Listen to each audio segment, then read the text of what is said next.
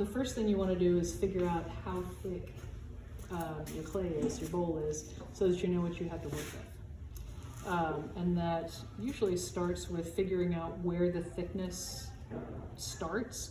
Up here, I know it's going to be pretty thin for me because that's, you know, just a thing. If you can leave more weight up here, then you can do more cool changes of direction and things like that, but I always forget about that until it's too late. So, not always, but most of the time. So you just get your fingers in there and feel, and eventually you'll develop kind of a kinesthetic sense for how thick a thing is. But even until then, you're going to be able to tell the change by the change of direction that, okay, this is thicker, and okay, my fingers are moving together. So you're going to have, that's going to be your thinnest spot. Now you're going to mark that, and don't worry, that mark is going to be gone when you're done, because we're going to trim it out. And then kind of look at the inside and think about how wide your foot should be. There's some sort of lovely mathematical calculation to be made, but I'm not exactly sure what it is. So just kind of do it by sight. If you've got a perfect curve, then just eyeball where you feel like maybe the middle third is, and then make a mark on the bottom. So I'm going to mark here. I'm going to lose this mark, so I'm kind of committing it to memory because I'm going to have to flatten this bottom because it's got this chunky bit here. So I've got my marks. I know where my danger zone is. I don't want to trim much below here. I could probably take the tool over it just a little bit to scrape it, to give similar marks on the entire pot if I want to. I do kind of like a hard transition between trim mark and obviously hand made mark. So let's move on to the next part. Obviously, for the video, I'm handling it by the thickest part, and I'm not going to be warping the rim. So now you get to center again. Actually, it looks like I've already warped around a little bit. There we go. Now I get to center again. I know, your favorite part. It's not as bad as the first time, I promise. We do have a tool that will center for you, but I recommend that you learn to actually center yourself before you try the Giffen grip. I think I can honestly say I've never tried the Giffen grip, but only because I kind of got used to this and I kind of like it. It's kind of fun. I don't tap on center. There's nothing wrong with tapping on center, except that every time I've tried it, I end up scraping up the rim of my bowl, and I don't like that. I like my rims. So I'm going to take 3 balls of clay. You don't want them to be too small, but you also, these are going to be the wads that hold the pot in the center. And if they're too big, then it starts to infringe on where you're going to trim. But if they're too small, then you'll end up knocking them right off. So I'm just going to make a couple of little snakes here.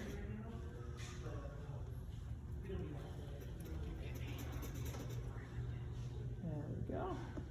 All right, got my snakes, got that together. I am going to make sure my sponge is really well squeezed out, especially on a super dry bat. You want to make sure that you put a little moisture on the bat, so that your little wormies will stick, your little snakes will stick. So I'm just going to run it just like the same way that I told y'all to put a little moisture on the bat before you slam your clay down. So I've got to figure out exactly how to get this perfectly on center, so this tool will take off clay cleanly all the way around. Talk about this tool. This is, to me, the perfect trim tool. It's the right shape, the right size. This is, I think they're made of carbon steel. It keeps a good edge.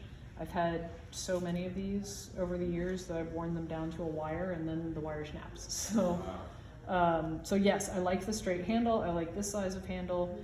Dolan tools are really hard to get a hold of. That's kind of a drag. But Kemper is now making the Kemper Pro line. So I will gladly loan this out when I'm in the building because I try and keep a tight eye on it. So yes, if you want to try this and see what the difference is between this and the other tools that come in there, the regular toolkit, then yes. The one I have is, I had bought my own. Yes, yeah, feel free to try this one out and see how it's different. But yes, that is the tool I recommend. All right, on to the centering. Okay, so 2 hands, 1 tool, even when you're centering, because it keeps you in place, you're supported. And if I'm just doing this with 1 hand, see, I can't even not hold my hand. Then when it bumps me, I'm gonna move away from it like this. As soon as it touches me, I can stop, and I'm gonna move it away from me a little bit. Now what I'm not trying to center, you can see how I've shaped the edge here. We just talked about that. This is why I do that, so that I can have a nice uniform place to put my fingers. If I tried to center up here, right on the very edge, I see a lot of people do that, it's all cruddy. That's where I pulled the wire through, so there's gonna be a lump on one side, and it's just gonna be frustrating. So you wanna give yourself a nice place to center from. So if you put your finger on and it just goes all the way around, then you're probably centered.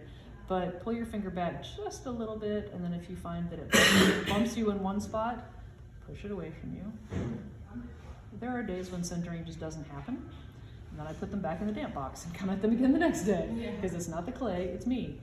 So just know that there are days when centering is going to be more difficult. So just letting it go around, and every time it comes back and touches you, maybe one more time, push it away from you just a little bit.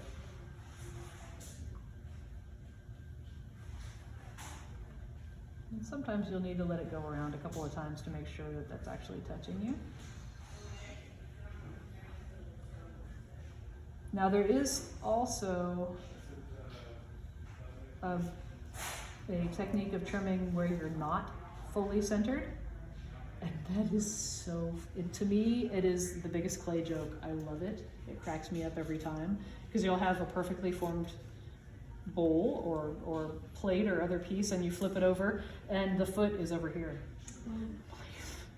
It throws me off every time. It makes me laugh. I love that. So try doing it the right way first, and then learn to make jokes. But yes, it's like learning to make jokes in a foreign language. So I'm going to do this over here so you can see better how it is. Hold on to it while you're doing this part, because pushing it off center after you've just centered it is going to frustrate you. I'm going to curve it so that it meets the edge, and it won't do you any good if you leave it like this. So I'm going to come at it. I'm not pushing towards it. I'm pushing down, and it's the same thing. When you squeeze a piece of clay, it has to go somewhere, and it can't go down, so it's going to go forward. So I put my finger behind it also, so it doesn't like squeak out backwards. So there you go. And now it's now it's rolled up nicely over the edge of the rim there. And you can see how it's going. So I'm going to make it, tripods I find are the strongest shape. So push it up against the edge.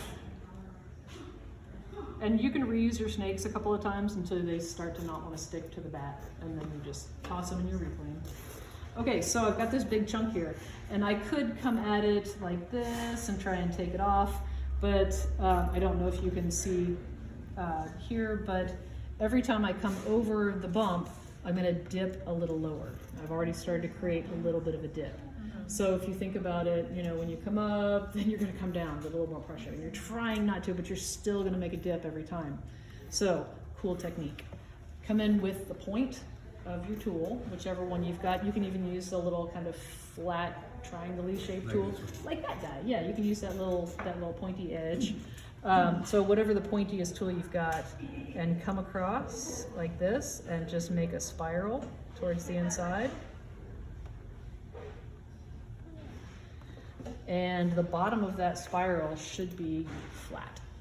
So now, not only did it pull off most of the chunk, even if the chunk had stuck, the bottom of the spiral that I just made is going to be flat. So all I have to do is come in with a flat tool and carve away everything that is above the spiral. Yeah. And I pushed a little extra in the center, but that's okay. So I can see that it's fully flat now. now we can start trimming. So I'm going to trim off the cruddy edge just to give myself a little head start. There we go. And I'm going to set my rim. I'm going to kind of go from basic memory of where it was. So that's going to, that little line right there is going to be the outside edge of my foot. And I'm gonna, you'll see me move the tool back and forth. I don't have a rational reason for it usually. It's just what feels like it's going to work. Sometimes it does mean something like, okay, I don't want to use this sharp edge against the inside here because it's going to make an extra mark, or I know that this surface is going to take out a mark. If you have a question with what I'm doing at that second, ask, and I'll probably have a rationale, but I couldn't tell you exactly what before I'm doing it. So you, just before you go on, yes. you already indicated where you want the outside of the foot to end. Yes. So now you've marked it just now. Yes, so this is the mark for the It's outside just of the about foot. this going to be squared down from the top. Okay. Yeah. So yes, and now what I'm going to do is I'm going to take the clay from the outside, and then I'm going to look at it again and then decide where I want the inside. So my first teacher, the one I was apprenticed to, used to always fuss at me for doing the outside first. He would say, "You're just going to cut through the inside. Why would you do all that work?" And I would tell him, because I can't make decisions about what the inside should look like until I know what the outside should look like. So I always do the extra work, and sometimes I do cut through, and it's a pain, and I think of him every time. So, but I will do the outside just so that I know what it'll look like. 2 hands, 1 tool, again. So right now you're teaching us which way. Take the outside off. Yes, I'm going to teach you the way I do it. So, but that's also to say that people do it different ways, and if you find that you want to do the inside first, I'm not going to come and tell you you're wrong. So yes. So 2 hands, 1 tool. I like to brace myself against the pot and brace myself against my other hand, and I'm just going to start taking clay off. I'm going to take it off at an angle first, so that I have a place to set my tool. And this is the part where people usually go, I know. because inside my head I'm going every time. But yes, I'm going to take and just start going straight down. So satisfying. It really is lovely. Now, if you start getting it tangled around your fingers, or it starts coming up beneath the tool, just really gently come away. It's that, it's still the same gentleness as if you were putting down that sleeping baby. I'm going to take this little edge off here and start coming down again.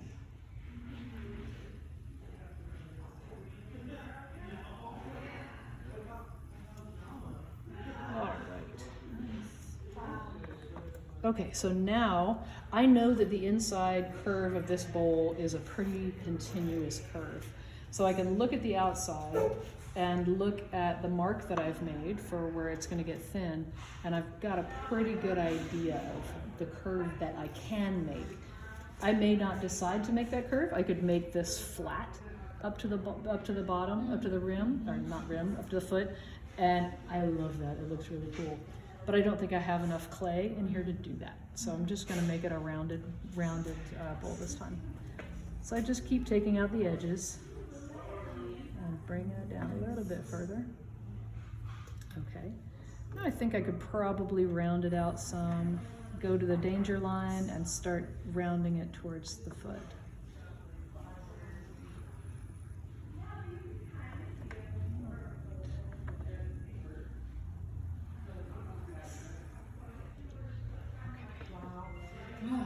So I'm gonna need to make a little bit of a tuck right there, because I really like the traditional kind of silhouette where the foot goes in a little bit and then comes back out. I also love the traditional Asian foot that just kind of blends into the curve of a bowl and comes straight down. But if you're gonna dip that, that is the biggest pain in the backside, because there's nothing to hold on to. So that little flare out is my nod to practicality, and it's classical, so I can do it. So I'm going to come in here, and this is when I'm going to use the pointy end on purpose and just come up underneath and give it a little bit of an undercut. and then heal that up. Now, when I leave a tool mark that doesn't kind of lay into all the other tool marks, I'm gonna come in and heal it up, kind of smooth it out and bring it back into the kind of symmetry of the whole bowl. There we go. And you really are, you can see what a thin piece of clay you're taking off. And it's even really thinner than that because this is all wrinkled up and kind of compressed together. So you're really just taking a small amount off at a time for the most part. You can take more clay off with more pressure, but I don't recommend it. It does take a little longer to trim gently, but you're less likely to end up with a hole in your bowl that you don't want. You gotta have the other side. Okay, so now I'm gonna look at this and set that inside edge. I'm leaving it a little bit thick, but I know myself and I always tend to push out a little bit more. Now, here's the time that I can address something I do slightly differently. Many potters want the inside of the foot ring to either mimic the curve of the inside so that you've got the same thickness all the way through. There's nothing wrong with that. It's lovely. My habit, however, is to make a point for several reasons. One, I think it looks really cool. You look at the foot and it comes up and it looks almost like the foot's just been set on it and the bowl comes to a point. The practical reason that I do that is that sometimes I will have a fairly thin bottom on a bowl, and that means that I'm not trimming it flat. I'm not taking any extra clay off that I don't need to. And even if I haven't made it a little bit thin, that little extra bit of clay there is going to help keep it from S-cracking. So when firing, is there any bowing that goes down at all? Not that I've ever seen. Okay. So I'm going to come in and I'm going to avoid taking off a lot of clay in the center. I'm going to take a little bit off at first, and then I'll show you how to avoid having a bowl with the point in the center higher than the foot, because then you just put it down, you can spin it, and it's kind of hilarious, but it will make you mad. Yes. I have this beautiful bowl and I can't use it because it rocks. So I'm just going to come in at an angle. I do use the pointy, especially for a small bowl, I'm going to use the pointy edge, the pointy end into the corners. So, and once again, I'm just going to get closer and closer to the center. Now my aim is to bring this down far enough so that it really looks like the foot is just kind of an organic growth onto an already existing shape. So you're going from inside to out, okay. Yes. You can come from outside to in, and you'll probably see me do that at some point. Okay. But it's also a fun way to make a little spiral on the bottom if you're really feeling extra.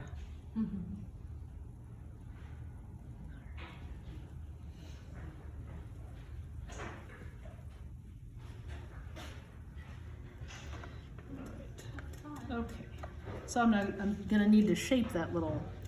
I think it's easier to see when you don't have a shadow on it. But I think that edge right there is probably right about even on the cone there. So I'm gonna shape this a little bit. I'm gonna take a little bit out of the inside so that I get a nice smooth. There we go. I like that. I do like that little hint of undercut, as you noticed on the inside. So it's got a little bit of an undercut. I'm going to come out here and refine it some. Harder to see when this is the side in shadow.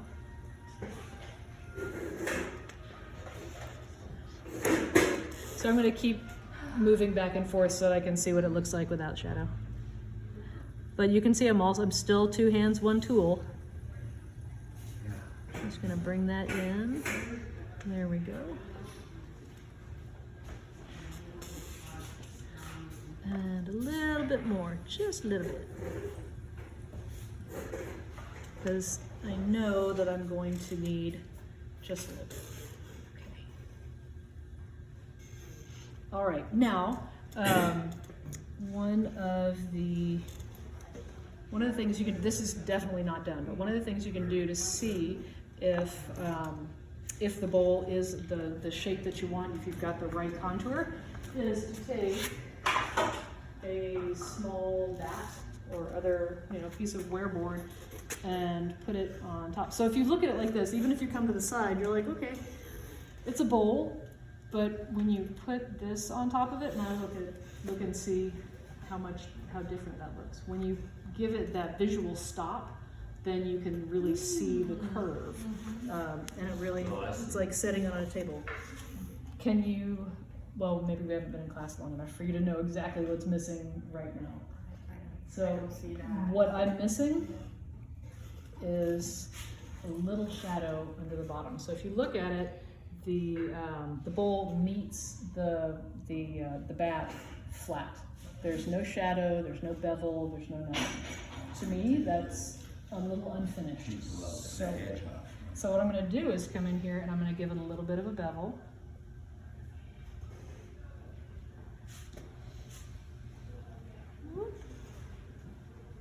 And I'm gonna smooth it with my finger. That is what I'm doing. Smooth the bottom a little bit.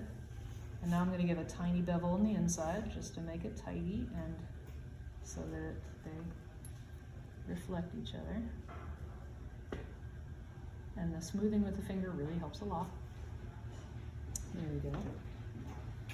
And now have a look and see how different that is. Can you see the difference? Yeah. No? That's okay. I see that little tiny shadow around. That little tiny shadow is the thing.